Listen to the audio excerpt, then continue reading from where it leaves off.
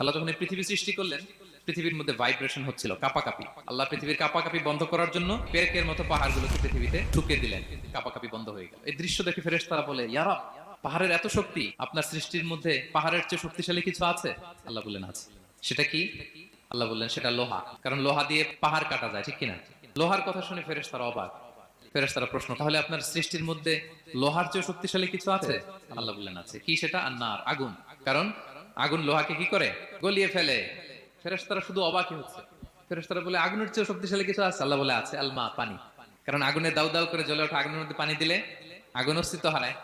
ফেরেশতারা শুধু অবাকই হচ্ছে। তারা বলে, তাহলে পানির চেয়ে শক্তিশালী কিছু আছে? আল্লাহ বলেন আছে, রিহ, বাতাস। কারণ বাতাস পানিকে একদিক থেকে আরেক দিকে নিয়ে যায়। জলের মধ্যে বায়ুর উচ্ছ্বাস লাগলে জলোচ্ছ্বাস তৈরি হয়, ঠিক কিনা? ফেরেশতারা আবার অবাক হয়ে বলে, তাহলে বাতাসের চেয়ে শক্তিশালী কিছু আছে? আল্লাহ বললেন আছে। সেটা কি? বলতেছে বনি আদম। ওই মানুষ শক্তিশালী যে গোপনে দান করে।